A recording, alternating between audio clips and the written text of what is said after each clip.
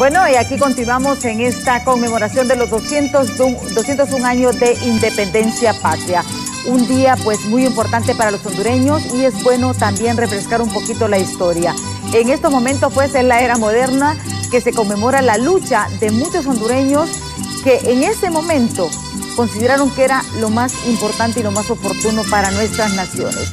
Recordemos, no fue fácil independizarse del Reino de España, luego de México, aunque muchos dicen nunca hemos tenido independencia, pero bueno, eso son parte de la historia, es parte de lo que se vive, pero también nuestra historia nos da muchas lecciones.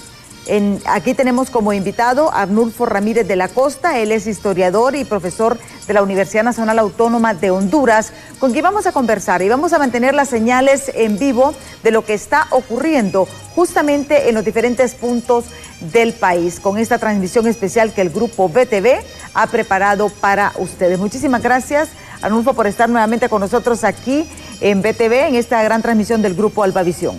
Gracias a ustedes por invitarme. Para mí siempre es un gusto y un privilegio poder compartir conocimientos. Sí.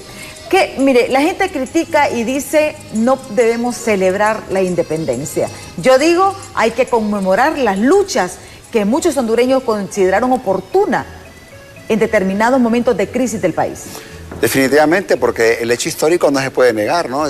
Un hecho que se llevó a cabo un 15 de septiembre de 1821 y que de una u otra forma abrió espacios, porque sí, fue una independencia de un grupo determinado, o sea, los criollos, los españoles que nacieron en Centroamérica y que desplazan a los peninsulares, que eran los que tenían el poder político. Entonces, en ese sentido, es importante hacer notar que este primer paso desde el 15 de septiembre de 1821 contribuyó a esa expansión, a esos movimientos que hubieron después de la independencia, porque después hubo una nación de Centroamérica, México, luego después hubo lo que se llama una independencia absoluta, que esta fue 1 de julio de 1823. Y ahí es donde la gente dice, ¿por qué no celebramos en julio y por qué en septiembre? Porque es que realmente la independencia absoluta del 1 de julio de 1823 se respalda en la independencia del 15 de septiembre. O sea que, como usted mismo lo dijo, ¿no? Hay que conmemorar. Es como un hecho que trae al otro y después viene lo que es una república federal. O sea que todo cuenta en este proyecto. Sí, y yo creo que también aquí es muy importante esto porque son luchas que se vivieron a lo largo de la historia. Y yo creo que lo que luchó Morazán, lo que luchó José Cecilio del Valle, lo que luchó Dionisio de Herrera, las luchas de el general José Trinidad Cabañas, ellos creían en eso y por eso fue que lucharon por eso. Entonces, y yo comparo, por ejemplo, las crisis que hemos pasado, ¿verdad? Hemos pasado dictaduras, hemos pasado golpes de Estado, hemos pasado tantas cosas a lo largo porque en realidad... Pandemias, porque realmente la parte política de Honduras siempre ha sido turbulenta. Sí, definitivamente, esa es la historia. Tiene un montón de golpes de Estado, sí. Tiene muchas dictaduras. Hubo presidentes que fueron elegidos presidentes y estuvieron en el poder 15 minutos. Hubo otros que fueron elegidos presidentes y nunca lo lograron ser presidente. Hay uno, ¿verdad?, que lo nombraron y murió. Sí, así es. Incluso ahí, bueno, si nos vamos a todo Centroamérica, recordemos que Valle, pues, él se lanzó para presidente de Centroamérica junto con Morazán y Valle ganó para 1834 y cuando Valle pues, va a tomar posesión, y antes de tomar posesión, Valle muere, al final queda Morazán. Entonces, realmente la historia de Centroamérica, la historia de Honduras, es una historia pues turbulenta, como usted lo comentaba, con guerras civiles, con guerras hacia afuera, con problemas realmente externos e internos.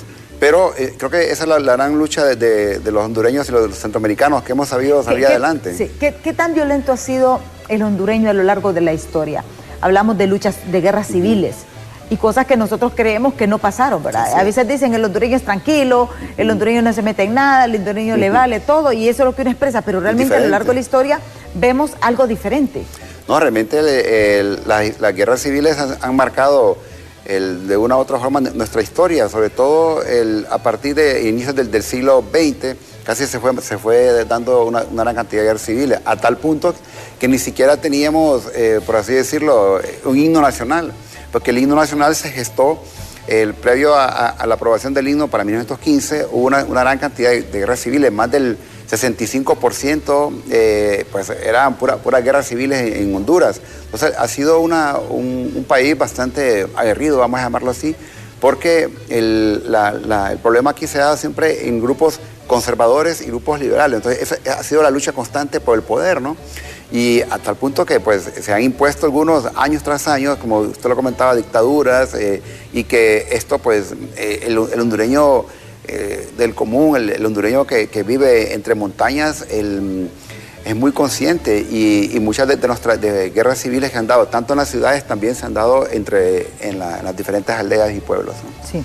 Y han sido luchas bastante sangrientas. Definitivamente. ¿Cuál es la guerra civil más fuerte que Honduras ha tenido? Bueno, en los años 20 tuvimos una guerra que incluso los puntos de referencia donde se ubicaban ellos eran en los cerros, Cerro Juan Alaínez, el Cerro El Picacho, el Cerro Las Crucitas, el Berrinche, y de ahí se lanzaban, pues eran los ataques. Entonces incluso cuando terminó esta guerra civil de los años 20, cuando empiezan a recoger todas las personas que pues habían muerto, el Cerro Juan Alaínez estaba plagado de grandes cantidades de cadáveres que no se sabía porque hasta que terminó la guerra. Realmente esta guerra ha afectado a la economía del país, porque la economía de guerra ha girado en torno a la misma. Y es por eso que vemos que a nivel de Centroamérica, bueno, aparte de Guatemala, el ejército se fue como complementando, se fue pues, haciendo mayoritario, porque se invirtió más en temas de armas, cuarteles y todo esto, en vista de las guerras que hubieron, estas guerras civiles que, como repito, son las guerras que una guerra convencional afecta, pero una guerra civil afecta más a un país, porque sí, todo gira, la economía es una economía de guerra, toda la producción es en torno a la guerra. Sí, o sea que nosotros también vemos un poco la violencia ahí en la sangre, podemos decir, en los genes de los hondureños. Bueno, desde que llegaron los españoles hubo también una resistencia indígena, ¿no? Sí. Y eso... Y pues, esa mezcla, porque al final somos mezcla de muchas cosas, ¿verdad? No, yo creo que todos tenemos sangre blanca, sangre india y también sangre negra, ¿no? Somos esa combinación. Y eso es lo que nos hace diferentes. Como el caso de Honduras, somos un país multiétnico, multicultural y plurilingüe. Es decir, que es un país, es un verdadero laboratorio cultural.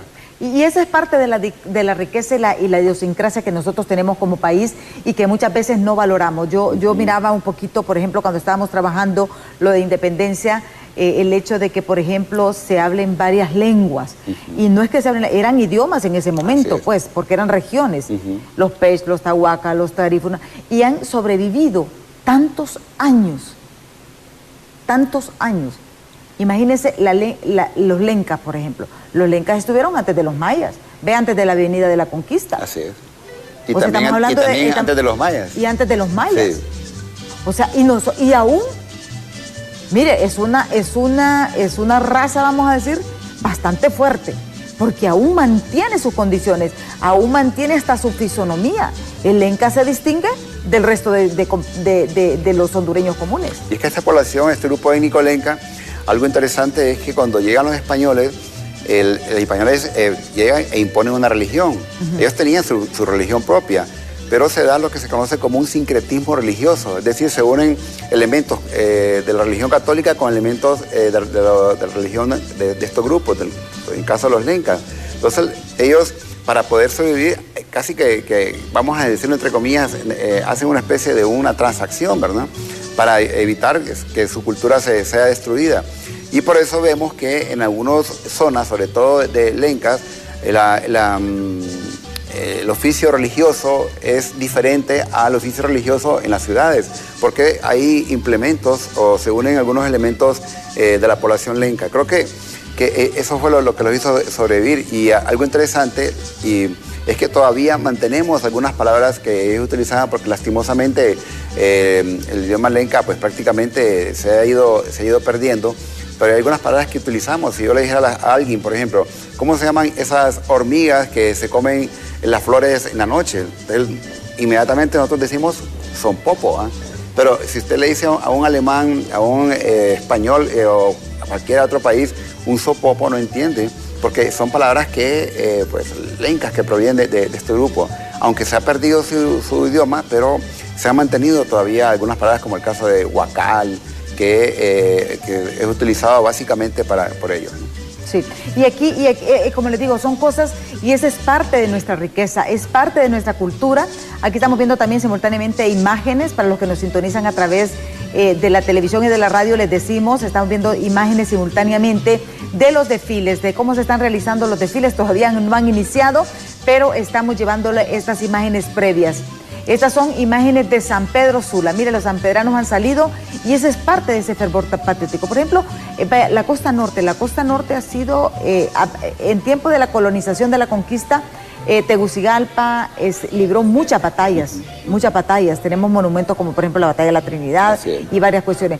Pero San Pedro, la costa norte, ya con la Avenida de las Bananeras, retomó un papel protagónico a lo largo de la historia de Honduras.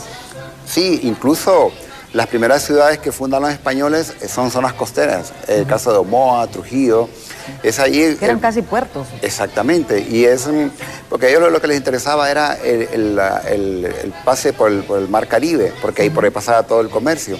Pero lo interesante es que las primeras ciudades que se fundan es en la zona. Los primeros enfrentamientos que los españoles llevan a cabo con los indígenas es en las zonas también costeras. Más adelante lo van haciendo en territorio hacia adentro, pero era considerado una zona inhóspita, una zona, incluso los españoles cuando vienen a fundar ciudades, fundan ciudades donde hay valles, donde hay agua, hay planicie, hay mano de obra, bueno, igual hay minas, ¿verdad?, que es lo que ellos andaban buscando, pero no les interesa las zonas selváticas, por así decirlo. Ellos no venían a ese tipo de aventura, ellos venían más que todo por razones económicas. Entonces la costa norte, por eso es una zona de mucho movimiento, es decir, incluso el obispado que comenzó en Trujillo, que era la máxima autoridad religiosa, y después se mueve hacia lo que es Comayagua, pero hubo mucho movimiento, sobre todo en la época de la colonia. Después hubo pues un descenso y todo el movimiento se dio hacia el centro, occidente y sur de Honduras. ¿Por qué razón? Porque ahí estaba pues toda la producción minera, el valles, planicies, lo que ellos andaban buscando realmente, y es por eso que la costa norte prácticamente se descuida, y como usted bien lo comenta, es hasta el boom de las compañías bananeras o el enclave bananero que le da más fuerza y empiezan a llegar personas no solo de todo Honduras, sino que de el resto de Centroamérica. Entonces la costa norte se vuelve una zona cosmopolita, ¿no? Sí. Y es interesante cuando vemos, por ejemplo, a lo largo de la historia, algo importante. Fuimos durante muchos años, durante la conquista, un pueblo minero, porque Honduras fue eso, un pueblo minero. Sí. Luego ya pasamos a un enclave bananero, pero bueno, la minería todavía aún se mantiene. El banano, pues lamentablemente, se ha ido desapareciendo.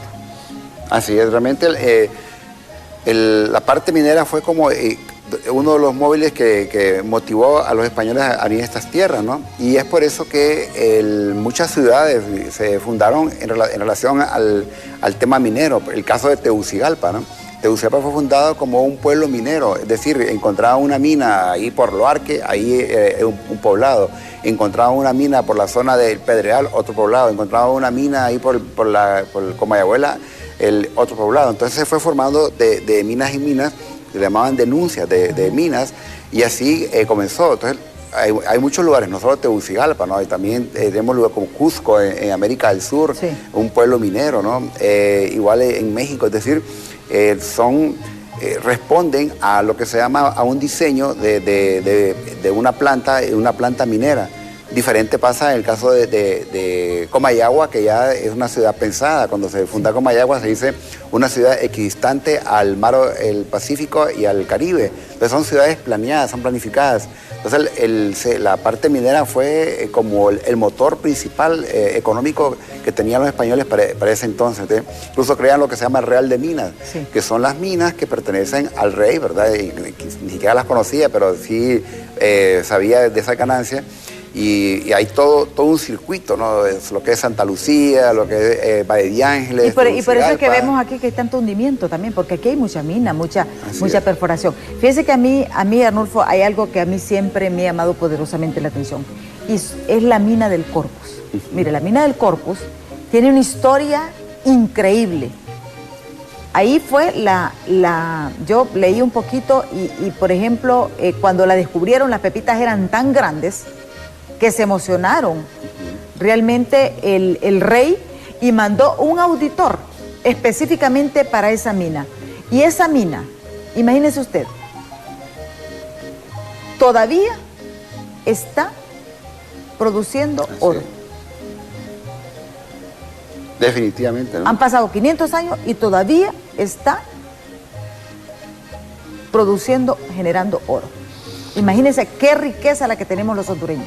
Sí, incluso la zona sur de Honduras, igual en la época de la colonia, y esa mina, sobre todo en la zona del Corpus, tuvo una trayectoria que a tal punto que sí hubo una protección de tipo legal, ¿no? Sí. Que hace España. Y lo interesante de nuestros minerales es que es un mineral puro, pues tanto la plata como el oro, y sobre todo la plata, que se le conoce como la plata de ley, y por eso lo miramos siempre, que cuando dimos el lujo de tener tanta plata que teníamos, nos hicimos la moneda, o sea, teníamos moneda de plata, y eso no es tanto, porque otros países lo hicieron, pero en Honduras tenemos unas monedas que eran de plata de ley, que si ustedes lo observan, en los 20 centavos, 50 centavos, un lempira decía 0.900. Sí. Y eso Era quiere el decir, gramo. exactamente, eso quiere decir que la calidad es plata pura, digámoslo así. Y aquí imagínense, oro y plata, fuimos tan ricos, pero lamentablemente todo lo sacamos como materia prima, otros se han beneficiado. Mire, yo digo, en el Corpus si hubiéramos tenido, por ejemplo, talleres de joyería, tuviéramos una cosa, yo creo que los incas lo hubiéramos dejado atrás, pero lamentablemente no tuvimos esa visión.